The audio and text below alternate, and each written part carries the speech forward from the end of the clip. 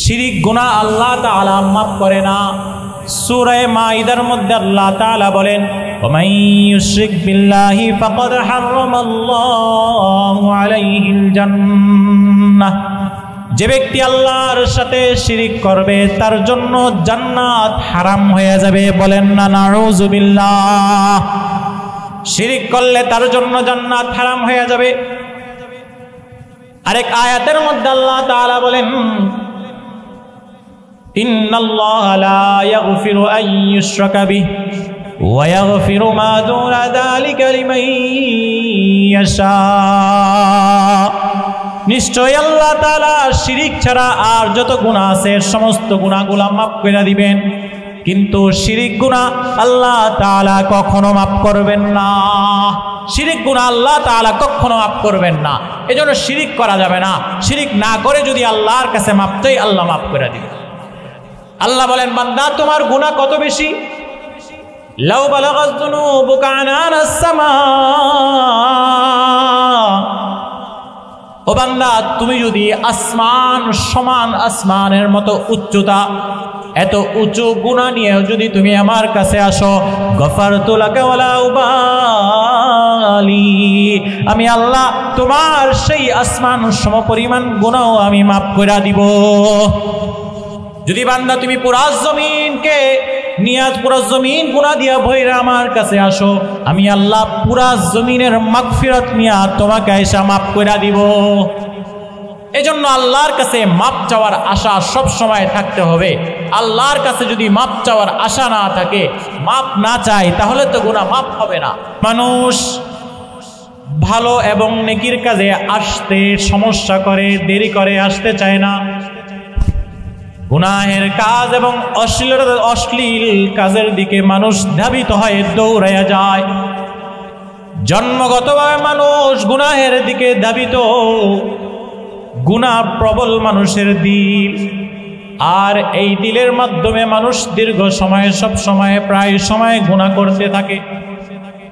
যেহেতু গুনাহ করে, গুনাহ করতে থাকে, শয়তানের ওয়াসওয়াসায় গুনাহ করে ফেলে। এখন উপায় কি? আল্লাহ তাআলা এজন্য ঈমানদার বান্দাদেরকে ডাক দিয়া বলেন, হে ঈমানদারেরা, তোমরা আল্লাহর কাছে খাঁটি তওবা করো। খাঁটি তওবা করলে কি উপকার, কি লাভ? আল্লাহ তাআলা বলেন, যে ব্যক্তি খাঁটি তওবা করবে, আসা রাব্বুকুম আন ইউকাফফিরা আনকুম সাইয়্যাতিকুম, যে ব্যক্তি খাঁটি তওবা করবে অবশ্যই তার রব তার জিন্দেগীর সমস্ত গুনাহগুলি মাফ করে দিবেন। চিৎকার দিয়া বলি সুবহানাল্লাহ। বান্দা গুনাহগার গুনাহ করবে, আল্লাহ ক্ষমাশীল, ক্ষমা করবে। শর্ত হলো খাঁটি তওবা করা। যদি আমি খাঁটি তওবা করতে পারি, তাহলেই আমাদের গুনাহ মাফ হয়ে যাবে। আর যদি খাঁটি তওবা না হয়, ওই তওবার মাধ্যমে গুনাহ মাফের আশা করা যাবে না। এজন্য শর্ত হলো খাঁটি তওবা করা। রাসূলুল্লাহ সাল্লাল্লাহু আলাইহি ওয়াসাল্লাম বলেন, সুনান ইবনে মাজাহ হাদিস নাম্বার 4251 নম্বর হাদিস, قال رسول الله صلى الله عليه وسلم كل بني آدم خطاؤون। আল্লাহর রাসূল বলেন, প্রত্যেক মানুষ গুনাহগার, প্রত্যেক মানুষ গুনাহ করে, গুনাহ প্রবল। ওয়া খায়রুল খাত্তাইন আত-তাওয়াবুন, আর প্রকৃত ভালো নেককার বান্দা সে যে গুনাহের পরপরই তওবা করে ফেলে। কাপড় যদি ময়লা হয়ে যায়, বোঝার চেষ্টা করি, কাপড় যদি ময়লা হয়ে যায়, ময়লা কাপড় পরেই কি ঘোরাফেরা করব না, ধুইতে দিব? কাপড় যদি ময়লা হয়ে যায়, ময়লা কাপড় নিয়ে ঘোরাফেরা করি না। শরীর যদি ময়লা হয়ে যায়, ময়লা শরীর নিয়ে ঘোরাফেরা করি না। কাপড় ময়লা হয়ে গেলে কাপড় ধুইতে দেই, শরীর ময়লা হয়ে গেলে গোসল কইরা নেই। কারণ কাপড় ময়লা নিয়ে যদি ঘোরাফেরা করি, মানুষ দেখবে, শরম দিবে। ময়লা শরীর নিয়ে যদি ঘোরাফেরা করি, খারাপ লাগবে। আল্লাহ তাআলা বলেন, ও বান্দা, কাপড় ময়লা হইছে, ময়লা কাপড় নিয়ে ঘোরাফেরা করস নাই। শরীর ময়লা হইছে, ময়লা শরীর নিয়ে ঘোরাফেরা করস নাই। গুনাহের মাধ্যমে তোর জিন্দেগিটা বরবাদ হয়ে গেছে, ময়লা হয়ে গেছে। এবার জিন্দেগিটা পরিষ্কার করার জন্য তওবা নামক তওবা দ্বারা আল্লাহর কাছে খাঁটি তওবা করে তোর জিন্দেগিটা পরিষ্কার করে নে। জিন্দেগি পরিষ্কার করার জন্য, আখিরাতে যাওয়াটা সহজ করার জন্য তওবা করা জরুরি, তওবা করা জরুরি।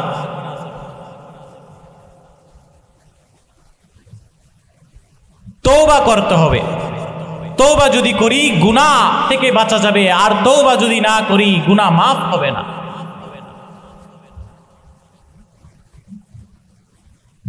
কোন ব্যক্তি যদি তার গুনাহ থেকে তওবা করে দুনিয়া থেকে যাইতে পারে, আল্লাহ তাআলা কিয়ামতের ময়দানে নাজাতের ফয়সালা কইরা দিবেন। আর যদি গুনাহ থেকে তওবা না কইরা কবরে যায়, তার জন্য কোন রকমের শান্তির ফয়সালা থাকবে না। এজন্য গুনাহ থেকে তওবা কইরা যাইতে হবে।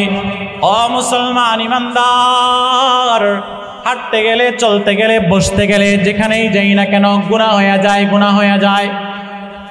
আরেক বাড়িতে গান বাদ্য হইতেছে, আপনার কানে গান বাদ্যর আওয়াজ আসতেছে, মজা লাগা শুরু হইছে, গুনাহ হইতেছে। বাজারে বের হইয়া গেছেন, বেগানা নারীর চোখে পড়া গেছে, গুনাহ হইয়া গেছে। আর এই গুনাহ থেকে যদি তওবা করি, আল্লাহ তাআলা গুনাহকে মাফ করে দিবেন। শুধু গুনাহকে মাফ করবেন এমন না, গুনাহ থেকে যদি তওবা করেন, ওই গুনাহগুলোকে আল্লাহ তাআলা মাফ করে গুনাহগুলোকে সওয়াব দ্বারা পরিবর্তন করে দিবেন। চিৎকার দিয়ে বলি সুবহানাল্লাহ। সূরা ফুরকান আয়াত নাম্বার 70, আল্লাহ তাআলা বলেন, ইল্লা মান তাবা ওয়া আমানা ওয়া আমিলা আমালান সালিহা।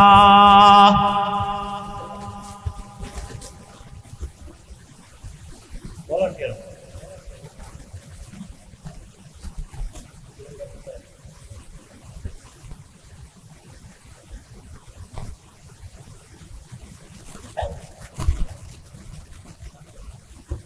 ভলান্টিয়ার ভাইয়েরা, আপনারা মাঠের মধ্যে আসেন। ভলান্টিয়ার যারা আছেন আপনারা মাঠে আসেন। সূরা ফুরকানের 70 নম্বর আয়াতের মধ্যে আল্লাহ তাআলা বলেন, ইল্লা মান তাবা ওয়া আমানা ওয়া আমিলা আমালান সালিহা। যে ব্যক্তি গুনাহ থেকে তওবা করার পরে ঈমানের সাথে নেক আমল করবে, যে ব্যক্তি গুনাহ থেকে তওবা করার পরে ঈমানের সাথে নেক আমল করবে, আল্লাহ তাআলা বলেন, ফাউলাইকা ইউবাদদিলুল্লাহু সাইয়্যাতিহিম হাসানাত। নিশ্চয় আল্লাহ তাআলা তার গুনাহগুলোকে নেকি দ্বারা পরিবর্তন করে দিবেন। চিৎকার দিয়া বলি সুবহানাল্লাহ। কিয়ামতের ময়দানে আল্লাহ তাআলা বান্দার আমলনামা বান্দার হাতে দিবেন। এক একটা আমলনামার কিতাব এক একজনের হাতে দিবেন। কারো আমলনামা খারাপ হবে, কারো আমলনামা ভালো হবে। কারো আমলনামা পাইয়া সে অনেক খুশি হয়ে যাবে, আনন্দ হয়ে যাবে। দুনিয়ার সমস্ত মানুষকে যেখানেই পাইবে সেখানেই দেখাবে। আম্মা মান উতিয়া কিতাবাহু বিয়ামিনি। আল্লাহ তাআলা সূরা হাক্কার মধ্যে বলেন, যে ব্যক্তির আমলনামা ডান হাতের মধ্যে পাবে, নেকির আমলনামা পাবে,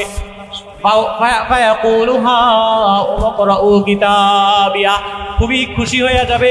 মানুষকে ডাক দিয়া দেখাবে, কিতাবিয়া, এই যে দেখো কত সুন্দর কিতাব, কত নেকির আমলনামা আল্লাহ তাআলা আমাকে দিয়েছে। এই আমলনামাগুলো পড়া পড়া দেখো, মুকরাউ কিতাবিয়া ইন্নী আমি আশা করেছিলাম আল্লাহ তাআলা এই কিয়ামতের ময়দানে আমার সাথে নেকির কারণে ভালো আচরণ করবে। আর যে ব্যক্তির হাতে বাম হাতে আমলনামা দেওয়া হবে, বদের আমলনামা দেওয়া হবে, তার চাইতে হতভাগা, তার চাইতে দুর্ভাগা আর কেউ থাকবে না।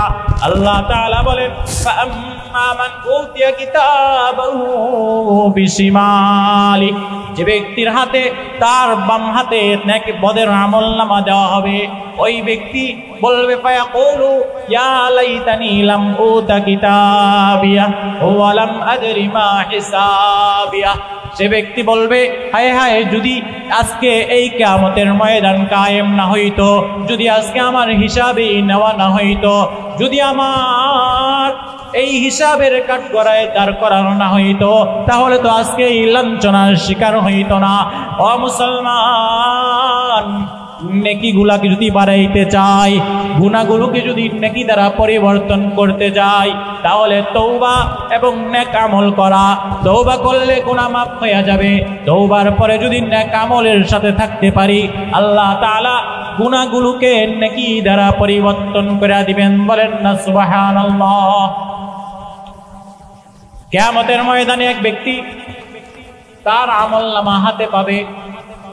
হাতে পায়ে দেখবে ছোট ছোট কিছু গুনাহ লেখা আছে। হিসাব নামা চেক করা হবে, দেখা হবে, বলা হবে, এই গুনাহ তুমি করেছো কিনা? বলবে হ্যাঁ করেছি। আরেক পৃষ্ঠা উল্টায়া বলবে, এই গুনাহ তুমি করেছো কিনা? বলবে হ্যাঁ করেছি। এরকম কয়েক পৃষ্ঠা ছোট ছোট গুনাহগুলা দেখার পরে আল্লাহ তাআলা বলবেন, বান্দা যা, তোর আর আমলনামা দেখার দরকার নাই। এই গুনাহগুলোর পরিবর্তে তোর আমলনামায় সওয়াব দ্বারা ভরপুর করে দিলাম, তুই চলে যা জান্নাতে। এবার বান্দায় বলবে, আল্লাহ এই কয়েক পৃষ্ঠা দেখলেন, এখানে তো ছোট ছোট গুনাহ আছে, সামনে কয়েক পৃষ্ঠা উল্টাইলে আরো বেশি গুনাহ আছে, কারণ এই 4-5 পৃষ্ঠার বিনিময়ে তো আপনি আমার সওয়াব দিয়েছেন, আমি তো জান্নাত পাইছি। যদি সামনের গুলোও পরিবর্তন করে আমারে আরো সওয়াব দিয়া দেন, তাহলে তো আরো বড় জান্নাত পাবো। আল্লাহ তাআলা বলেন, বান্দা তোকে যে জান্নাত দিছি, এই জান্নাত দুনিয়ার সমান 10 দুনিয়ার সমান বড়। এত বড় জান্নাত তোকে দিয়ে দিলাম, যা। গুনাহ থেকে মাফ করার তরিকা হলো খাঁটি তওবা করা। খাঁটি তওবা করে যদি যাইতে পারি, তাহলেই তো আমার আপনার কামিয়াব। আর যদি খাঁটি তওবা করতে না পারি, আর যদি আমি আপনি খালেস তওবা না করে কবরের মধ্যে যাই, তাহলে আমার আপনার আর কোনো উপায় থাকবে না। দুনিয়ার সমস্ত মানুষ রং তামাশায় থাকবে, আনন্দ ফুর্তিতে থাকবে, আর মাটির নিচে শুয়ে শুয়ে আলমে বরজখের মধ্যে আমি আর আপনি শাস্তি ভোগ করব, এই খবর নেওয়ালা কেউ থাকবে না। এজন্য দুনিয়া থেকে যাওয়ার আগেই তওবা করে যাও। তিরমিজি শরীফ হাদিস নাম্বার 3540, রাসূলুল্লাহ সাল্লাল্লাহু আলাইহি ওয়াসাল্লাম হাদিসে কুদসির মধ্যে বলেন, আল্লাহ তাআলা ডাক দিয়ে বলেন, যেই বান্দা আমার উপর যেই আশা রাখে আমি তার সাথে সেই আচরণ করি। যদি কোনো বান্দা গুনাহের পরে আমার কাছে ক্ষমা চাওয়ার জন্য আসে, আমি আল্লাহ সেই বান্দাকে ক্ষমা করে দেই। শুধু শর্ত হলো একটা, সেটা হলো শিরিক করা যাবে না। শিরিক গুনাহ আল্লাহ তাআলা মাফ করে না। সূরা মাইদার মধ্যে আল্লাহ তাআলা বলেন, ওয়া ইউশরিক বিল্লাহি ফাকাদ হারামাল্লাহু আলাইহিল জান্নাহ, যে ব্যক্তি আল্লাহর সাথে শিরিক করবে তার জন্য জান্নাত হারাম হয়ে যাবে। বলেন না নাউযুবিল্লাহ। শিরিক করলে তার জন্য জান্নাত হারাম হয়ে যাবে। আরেক আয়াতের মধ্যে আল্লাহ তাআলা বলেন, ইন্নাল্লাহা লা ইয়াগফিরু আন ইউশরাকা বিহি ওয়া ইয়াগফিরু মা দুনা যালিকা লিমান ইয়াশা। নিশ্চয় আল্লাহ তাআলা শিরিক ছাড়া আর যত গুনাহ আছে সমস্ত গুনাহগুলো মাফ করে দিবেন, কিন্তু শিরিক গুনাহ আল্লাহ তাআলা কখনো মাফ করবেন না। শিরিক গুনাহ আল্লাহ তাআলা কখনো মাফ করবেন না। এজন্য শিরিক করা যাবে না। শিরিক না করে যদি আল্লাহর কাছে মাফ চাই, আল্লাহ মাফ করে দিবেন। আল্লাহ বলেন, বান্দা তোমার গুনাহ কত বেশি, লাউ বালাগাত যুনুবুকা আনানাস সামা, ও বান্দা তুমি যদি আসমান সমান আসমানের মতো উচ্চতা, এত উঁচু গুনাহ নিয়ে যদি তুমি আমার কাছে আসো, গফারতু লাকা ওয়ালা উবালি, আমি আল্লাহ তোমার সেই আসমান সমপরিমাণ গুনাহও আমি মাফ করে দিব। যদি বান্দা তুমি পুরা জমিনকে নিয়াজ পুরা জমিন গুনাহ দিয়া ভইরা আমার কাছে আসো, আমি আল্লাহ পুরা জমিনের মাগফিরাত নিয়া তোমাকে আয়েশা মাফ করে দিব। এজন্য আল্লাহর কাছে মাপ চাওয়ার আশা সব সময় থাকতে হবে। আল্লাহর কাছে যদি মাপ চাওয়ার আশা না থাকে, মাপ না চাই, তাহলে তো গুনাহ মাপ হবে না। গুনাহগুলো কিভাবে মাপ করাইতে হয়, তওবা কিভাবে করতে হয়, নিজের গুনাহের জন্য অনুতপ্ত করে তওবা কিভাবে করতে হয়, সাহাবী হযরত সালাবা রাদিয়াল্লাহু তাআলা আনহু আমাদেরকে শিখিয়ে দিয়ে গেছেন। নবীজির সাহাবী হযরত সালাবা একবার মদিনায় নবীজি তার বড় বড় সাহাবীদেরকে নিয়ে যুদ্ধে চলে গেছেন। নবীজির সাহাবী সালাবা রাদিয়াল্লাহু তাআলা আনহু একজন বেগানা মহিলাকে দেখে তার হাতটা ধরলেন। বেগানা মহিলা সালাবার হাতটা ঝান্ডা মেরে ছেড়ে দিয়ে বলতেছেন, ও সালাবা, তুমি না নবীর সাহাবী, তুমি না আল্লাহর পাক্কা সচ্চা বান্দা, তুমি তো বড় জালেম হয়ে গেলা, তুমি তো বড় খারাপ মানুষ হয়ে গেলা। ও সালাবা, এত বড় গুনাহ, এত বড় খারাপ কাজ তুমি কেমনে করতে পারলা? এবার সালাবা রাদিয়াল্লাহু তাআলা আনহু যখন মহিলার কণ্ঠে এই কথা শুনলেন, আর দেরি করলেন না, বের হইয়া পাগলের মতো দৌড়াইতে আরম্ভ করলেন। দৌড়াইতে দৌড়াইতে মদিনা থেকে বের হয়ে পাহাড়ের চূড়ায় উঠে উঠে কান্না করতে লাগলেন, আর বলতে লাগলেন, মালিক, আমি এত বড় গুনাহ করেছি, আমি আমার এই চেহারা তোমার রাসূলের সাহাবীদেরকে কেমনে দেখাবো? আমি আমার এই চেহারা প্রাণের নবী মায়ের নবীকে কেমনে দেখাবো? যুদ্ধ থেকে সাহাবীরা ফেরত আসছে। সালাবার দোস্ত, সালাবার বন্ধু সাদ রাদিয়াল্লাহু তাআলা আনহু, সাদ রাদিয়াল্লাহু তাআলা আনহু বন্ধুর খবর নিতে গিয়ে জানতে পারলেন বন্ধু গুনাহের কারণে অনুতপ্ত হইয়া মদিনা ছেড়ে চলে গেছেন। সাদ রাদিয়াল্লাহু তাআলা আনহু এবার তার বন্ধু সালাবাকে খুঁজতে খুঁজতে বের হয়ে গেছেন। খুঁজতে খুঁজতে তাকে দেখে পাহাড়ের চূড়ায় গর্তের মধ্যে বসে বসে কান্না করতেছেন, আর আল্লাহর দরবারে বলতেছেন, মালিক, এত বড় গুনাহ করেছি, এই গুনাহের কারণে চেহারা দেখানোর মতো আর কোনো পরিস্থিতি নাই। এত বড় গুনাহ করেছি, জানি না নবীর সাহাবীরা আমাকে আর কোনো মাফ করবে কিনা। সাদ রাদিয়াল্লাহু তাআলা আনহু দৌড়াইয়া যাইয়া সালাবা রাদিয়াল্লাহু তাআলা আনহুর হাতটা ধরলেন, ধরে বললেন, বন্ধু চলো মদিনায়, চলো মদিনায় চইলা যাই। আর সালাবা বলেন, না না না, আমি মদিনায় যাইতে পারবো না, আমি আমার এই চেহারা সাহাবীদেরকে দেখাইতে পারবো না, আমি আমার এই চেহারা নবীজিদেরকে দেখাইতে পারবো না।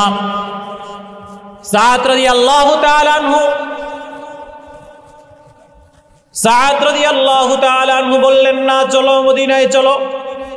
সালাবা রাদিয়াল্লাহু তাআলা আনহু বললেন, তাহলে একটা কাজ করো, আসামিদেরকে যেভাবে হাতের মধ্যে বেড়ি পরাইয়া কোমরের মধ্যে রশি বাঁধিয়া টেনে টেনে নিয়ে যায়, তুমি আমাকে হাতের মধ্যে বেড়ি পরাও, কোমরের মধ্যে রশি বাঁধো, এরপরে টাইনা টাইনা মদিনায় নিয়ে যাও, যেন মদিনার সমস্ত সাহাবীরা আমাকে দেখলেই বুঝতে পারে যে আমি অপরাধী।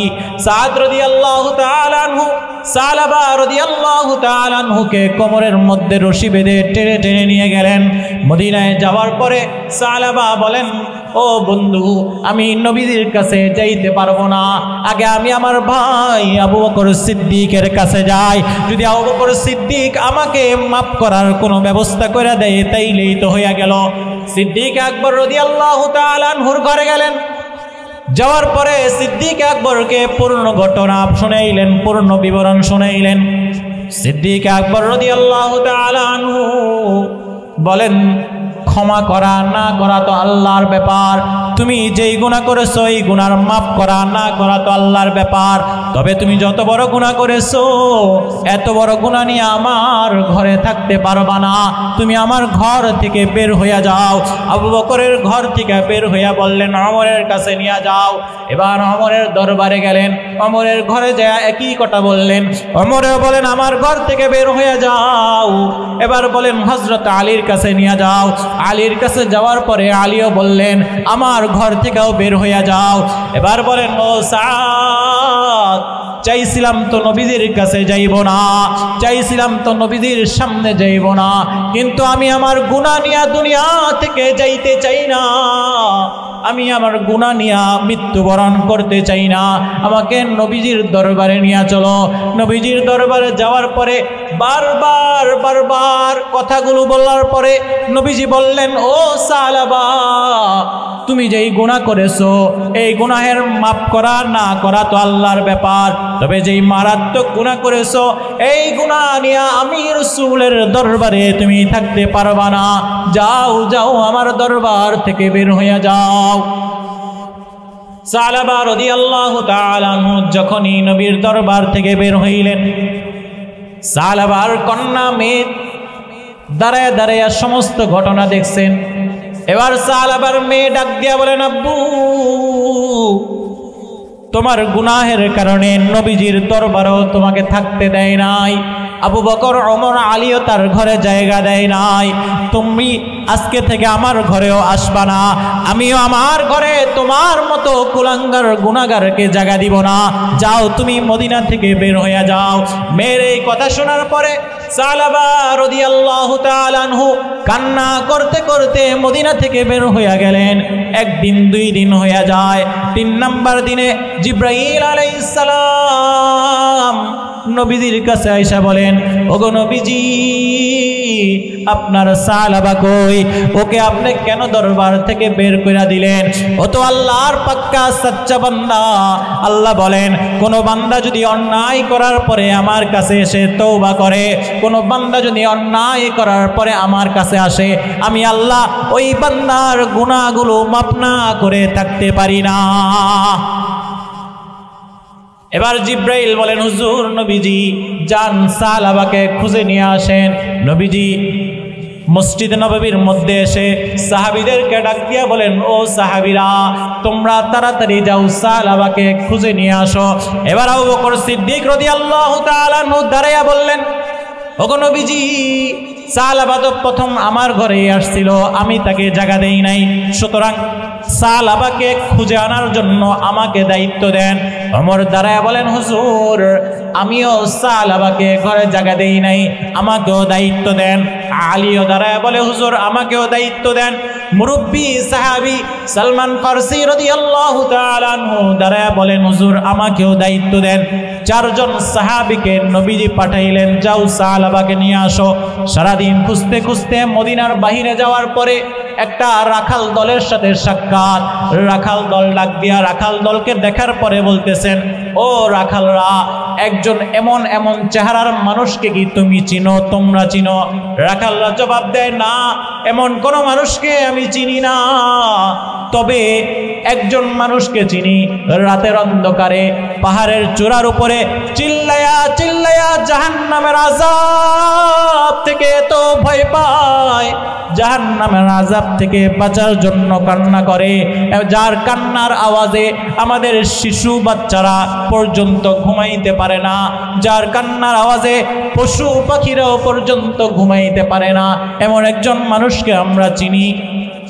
ওমর রাদিয়াল্লাহু তাআলা আনহু বলেন ও আবু বকর ভাই, মনে হয় সালাবাকে পেয়ে গেছি, কারণ জাহান্নামের আযাব থেকে বাঁচার জন্য এমন ভাবে আর কেই বা কান্না করবে? সাহাবীরা পাহাড়ের চূড়ায় উঠে গর্তের মধ্যে অন্ধকারে লুকায় আছেন। আস্তে আস্তে রাত্র নেমে আসছে। যেই না রাত্র হয়েছে, সালাবা গাছের আড়াল থেকে বের হয়ে আসছেন। এবার মোনাজাত ধরে বলতেছেন মালিক, আমি তো বড় গুনাহগার রে মাওলা। ওই যে মদিনার দিকে তাকায় দেখো, মানুষ কত আরামের মধ্যে ঘুমায়, কত মা তার সন্তানকে কোলে নিয়ে ঘুমাইতেছে, কত সন্তান তার বাবার কোলের মধ্যে ঘুমায়, কত স্বামী স্ত্রী আরামের ঘুম ঘুমাইতেছে, আমার তো কোনো আরাম নাই। হায় আল্লাহ, আমি গুনাহ করার পরে আবু বকর সিদ্দিকের ঘরে গেলাম, আবু বকর সিদ্দিক আমাকে বের কইরা দিল। ওমরের ঘরে গেলাম, ওমরও আমাকে বের কইরা দিল। আলীর ঘরে গেলাম, আলীও আমাকে বের কইরা দিল। প্রাণের নবী রাহমাতুল লিল আলামিনের দরবারে গেলাম, রাহমাতুল লিল আলামিন আমাকে বের কইরা দিল। ওগো আল্লাহ, তুমি তোমার রহমত থেকে আমাকে বের কইরা দিও না। আর চিৎকার করে এমন করে কান্না করতেছে। ওমর রাদিয়াল্লাহু তাআলা আনহু অন্ধকারের ভিতরে সালাবার হাতটা ধইরা বলতেছেন, ও সালাবা, আর কান্না করা লাগবে না, চলো মদিনায় চইলা যাই। সালাবা বলেন, অন্ধকারের মধ্যে তো চেহারা দেখা যায় না, তবে আওয়াজ শুনে মনে হইতেছে নবীর সাহাবী ওমর রাদিয়াল্লাহু তাআলা আনহু।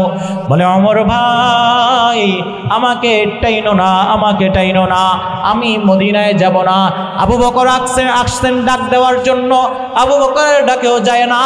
আলী আসছেন, আলীর ডাকেও যায় না।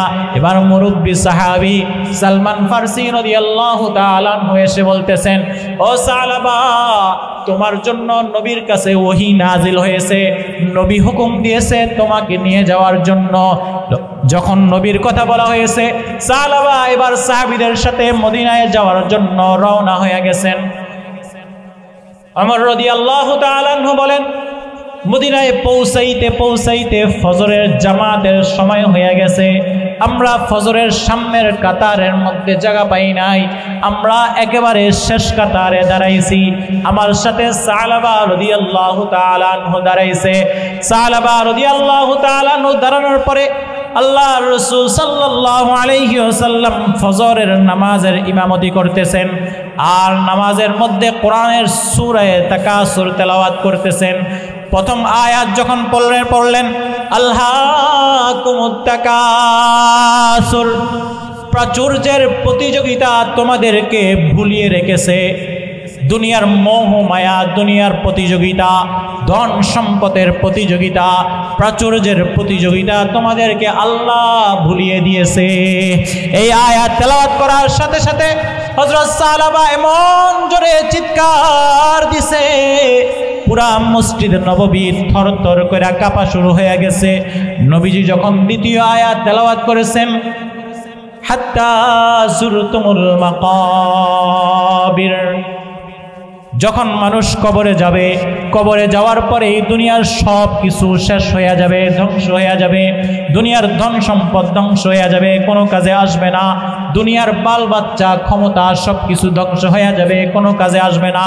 দুনিয়ার যেই মোহ মায়ায়, দুনিয়ার যেই মায়ায় পড়ে গুনাহ করেছি, আজকে যেই বন্ধুদের পাল্লায় পরে গুনাহ করতেছি, আজকে যেই সমাজের পাল্লায় পরে গুনাহ করতেছি, আজকে যেই নফসের তাড়নায় গুনাহ করতেছি, ওই গুনাহ, ওই বন্ধু, ওই সমাজ কোনোই কাজে আসবে না।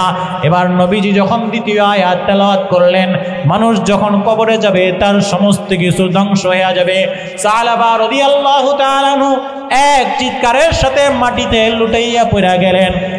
নবীজি নামাজ শেষ করে সালমান ফারসিকে ডাক দিয়া বলেন, ও সালমান, আমার সালাবার মাথার মধ্যে পানি ঢালো। সালমান ফারসি রাদিয়াল্লাহু তাআলা আনহু সালাবার শরীরটা চেক করে বলেন, নবীজি, সালাবার মাথায় পানি ঢেলে তো আর লাভ নাই, কারণ সালাবা আর এই দুনিয়ার মধ্যে নাই, এই দুনিয়া ত্যাগ করেই চলে গেছে। নবীজি সালাবার দাফন কাফন সম্পন্ন করলেন, নিজের হাতে দাফন করাইলেন, নিজেই সালাবার ইমামতি করলেন। জানাজার নামাজের ইমামতি করে এবার জানাজার খাটিয়া নিয়ে আস্তে আস্তে কবরস্থানের দিকে যাইতেছেন।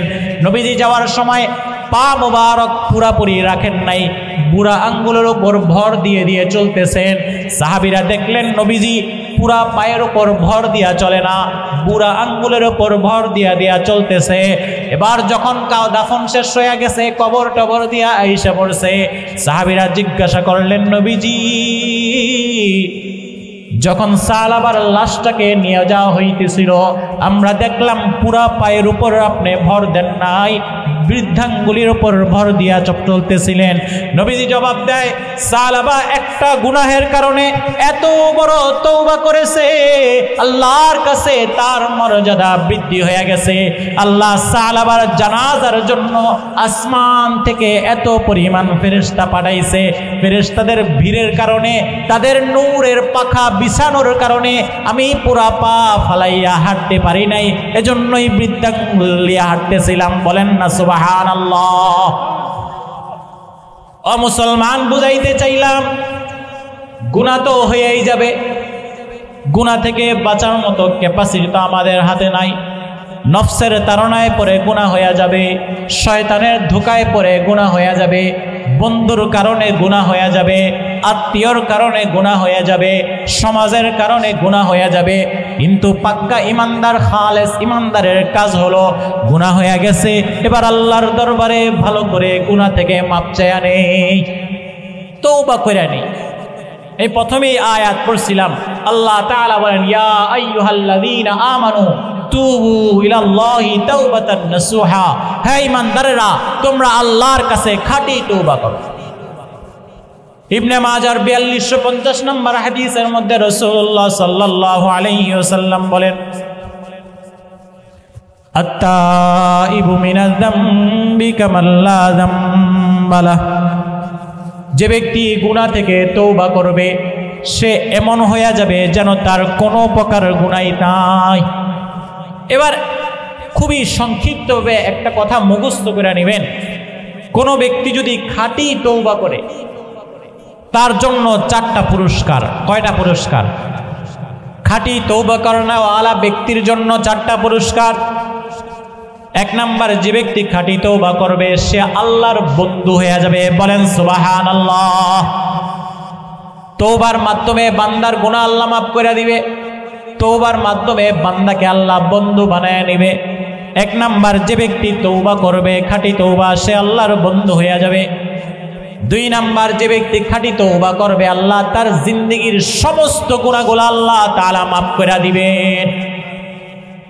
3 নাম্বার, যে ব্যক্তি খাঁটি তওবা করবে ওই ব্যক্তির উপরে শয়তান আধিপত্য বিস্তার করতে পারবে না, শয়তান তার উপরে অভিভাবক হইতে পারবে না, শয়তান তার উপরে কর্তৃত্ব খাটাইতে পারবে না। আল্লাহ তাআলা সূরা হুজুরাত, বান্দা দুনিয়ার বুকে গুনাহ হয়ে গেছিল, দুনিয়ার বুকে শয়তানের ধোঁকায় পড়ে, নফসের ওয়াসওয়াসায় পড়ে গুনাহ হয়ে গেছিল, তওবা করে খালেস পাক্কা ঈমানদার হয়েছো, আসমানের ফেরেশতারা সুসংবাদ শোনায়া দিবে, তোমার কোনো ভয় নাই, চিন্তা নাই, তুমি সুসংবাদ নাও জান্নাত, যেই জান্নাতের ওয়াদা আল্লাহ তোমাদেরকে করেছে। তওবাকারীর পুরস্কার কয়টা? তওবাকারীর পুরস্কার 4টা। 1 নাম্বার, তওবাকারী আল্লাহর বন্ধু হয়ে যাবে। আমি আপনাদেরকে জিজ্ঞাসা করি, আল্লাহর বন্ধু কে কে হইতে চায়? 2 নাম্বার, তওবাকারীর জীবনের সমস্ত গুনাহ আল্লাহ মাফ করে দিবেন। 3 নাম্বার, তওবাকারীর উপর শয়তানের কোনো কর্তৃত্ব থাকবে না। 4 নাম্বার, তওবাকারীর মৃত্যুর সময় আল্লাহ তাআলা জান্নাতের সুসংবাদ শোনায়া দিবেন। এই 4টা ফজিলত কে কে পাইতে চায়? একটু হাত তুলে দেখাই।